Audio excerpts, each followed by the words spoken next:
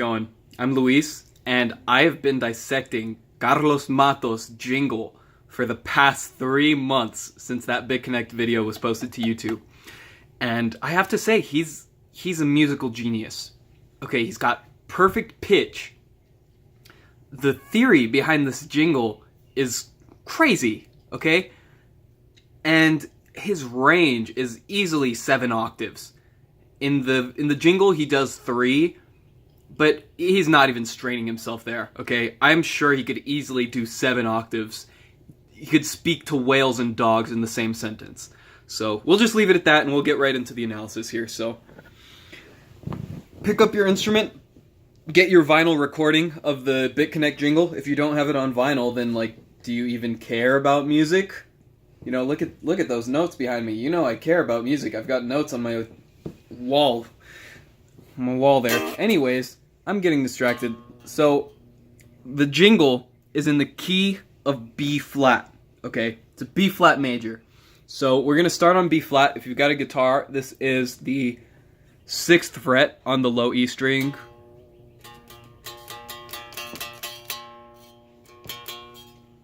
Let me get closer. So, he starts off right here. Hey. And then, so we've got our B flat major scale, right? Oh, guitar's falling. B flat. Do do do do do do do do do do do do do do do. So he starts on the 1st B flat, and then he goes up to the 4th, okay? Right here. Hey, hey. And then he finishes off by going to the 8th, or the octave right here. So this is another B flat. So the first phrase goes like this, and he does this 3 times. Oh, sorry.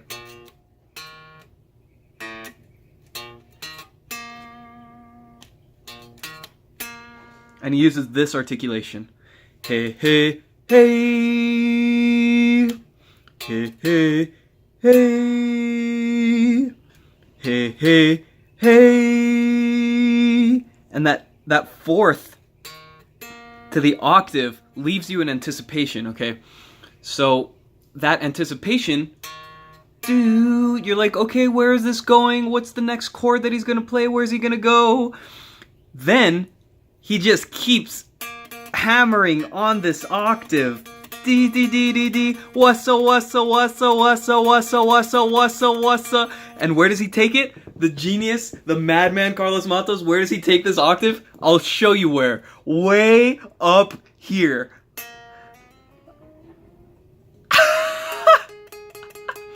Bitconnect.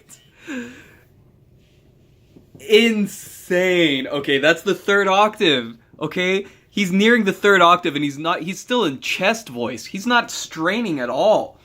So obviously there's a limit to how far vocal cords can go in chest voice. So when he gets way up here, you hear more edginess in the tone, but his pitch is so perfect from all the 50 years of vocal lessons. He can strain his chest voice up here, and the pitch is perfect. It's got the perfect amount of edge, and it's just a beautiful resolution to that tension that comes from the octave. It's baffling. It's baffling. So let's dive a little more into that first phrase. So all in all, I'll play it through once, and then we'll dissect each little bit. So it starts on B flat. So we go, hey, hey, hey, hey, hey, hey, hey, hey, and then, hey. There's a voice crack on the 2nd one. So if you're on guitar, you have to, like, half fret. Like, don't use a lot of pressure when you're fretting this, okay? And just kind of make it barely touch the fret so that the note buzzes a lot, so you can mimic that beautiful voice crack, which is intentional. The voice crack is intentional. because it makes the average person think like, oh, he's just a really excited person. He's not. He is a very excited person. He's a beautiful guy. Check out his YouTube channel. I'm a big fan of Carlos Matos, okay? Don't get me wrong, but he's a trained vocalist. After listening to this, I have no doubts he's a trained vocalist. So, you gotta replicate that voice crack to give yourself some ethos, okay? Make you seem like you're one of the people. So he goes...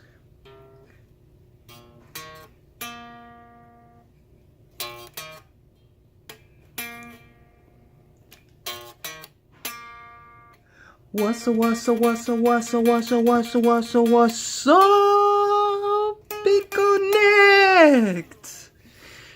There it is, all the way through. By the way, this note up here, this is the 12th, 15th, 7th, 18th fret on the D string. So, what note is this in the scale? So we talked about, this is the first, okay? He goes 1, 4, 8, octave, this is 1 again, or 8. What is this note way up here? This, okay, sharp 13. What am I gonna do? Okay, ridiculous. So, this, if you play it down an octave, is the same note, but an octave up, obviously, as the 7th. Okay, flat 7th. Do do do do do, pretty woman. It's the flat 7th, but an octave up. So, it's that sharp 13th there is like, dude, it's beautiful. I can't understand it. I've been looking at the sheet music for days, okay? I mean, months, not days. Definitely not minutes. Months, okay? I've been looking at it for months. I can't understand the placement of this note, but I definitely learned something from it, and I'm going to try it out. Next time I take a solo, I'm going to go from the octave to the sharp 13th in a major chord and see what happens, because it sounds beautiful. So, let's see, why does he choose the 4th, okay? So he could have gone to the 3rd and done, hey, hey, hey. Now, this 3rd, as many of you know, gives you a home bass feeling, and it implies the major tonality. So, why wouldn't he give his jingle this positive feel that the 3rd gives you? You know, why didn't he do that? Well, let's think about this. He could have also... Ooh, strap fell off. No matter. He could have also chosen the 5th. And that gives you a really epic sound. Hey, hey, hey, hey, hey. You know, he could have gone there with it. You know, he could have given it that 2001 Space Odyssey super epic tone. But why didn't he do that? Why did he choose the 4th?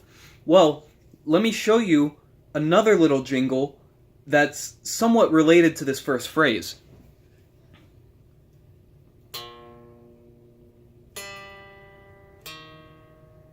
Did you hear that? Do dee do do dee do. Now, that, first of all, fake news. Second of all, that goes from the 1st to the 6th to the 4th.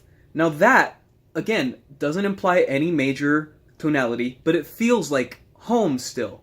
It gives you that comforting feeling. Now, Carlos didn't choose to go to the 3rd because he didn't want to seem overly positive, okay?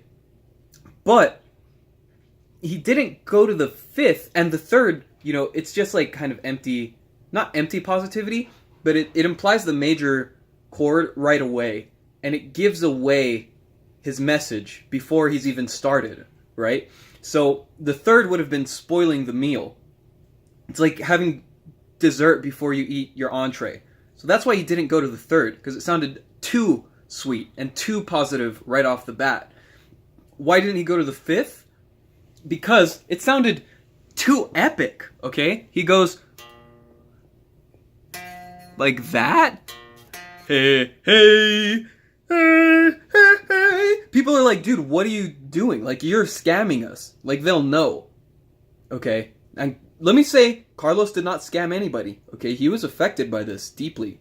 So don't harass him, okay? He's a nice man. I'm just saying, he knows himself, and he knows that he's a good salesman.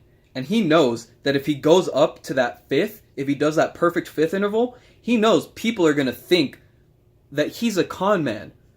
So what he does is he chooses to go to the fourth, which is one of the same intervals used in this jingle that makes you sound respectable. So what that fourth does is it splits the difference between the third and the fifth. The third giving you that sweet major tonality, and the fifth giving you that big epic 2001 Space Odyssey sound. And the fourth, just, it feels like home, which is kind of brought from the third, but it also feels a little, you're anticipating something, which comes from that fifth. So it's like the fourth is really splitting the difference between the third and the fifth. So that's why he chooses to go to the fourth there. Now the next note, okay, he goes up to the octave. That makes sense. He needs to resolve this somewhere strong. And since he's already chosen a large interval from the first to the perfect fourth, it's not that large of an interval, but, to keep it nice and even sounding, because he's still speaking at a conference, it needs to sound somewhat like speech, even though it's perfectly pitched and tuned. He chooses another interval with about the same distance, which is the perfect fourth to the octave. So he goes here, which is, again, an octave with the B flat. So we've got first, fourth, makes you sound homey, but also brings anticipation. And then he goes to the eighth, resolve. Boom! Big epic resolution. People are excited. What's going to happen next? And then he hammers on that anticipation by doing what? Articulation, okay? What's-a, what's-a, what's-a, what's-a, what's-a, what's-a, what's-a, what's-a, what's-a, what's up? Just hammers on that octave, okay? Now, where does he take this octave? Sharp 13th! What? Sharp 13th. Bam! Bitconnect! I don't have his voice, so I can't bring my chest voice that high while sounding clear. He's a master, okay? So he sings it clearly like a bell. He sings that sharp 13th, and it implies a dominant chord, but it also, it feels like it resolves the octave, which is like, how do you resolve an octave? That's like the purest, like that's the one. Like, you're already home there. But, and this is another big lesson to take away, besides the evenness in the intervals, the using of the fourth to combine the qualities of the third and fifth. This is another huge lesson from Carlos Matos, okay? The articulation matters so much in what you play and what you sing. So he's playing that octave, but by using interesting articulation and vocals, vocal vowel sounds, wassa, wassa, wassa, oa, oa, oa, wassa, wassa, oh, it's the wrong note, I'm sorry. Wassa, wassa, wassa, wassa, wassa, wassa, wassa, wassa. That swung eighth feel brings the anticipation along with the interesting vowel sounds and his big, edgy, brash voice, powerful, wassa, wassa, wassa, wassa, wassa, wassa, and then he just goes crazy. Oh, Bitconnect! Bitconnect!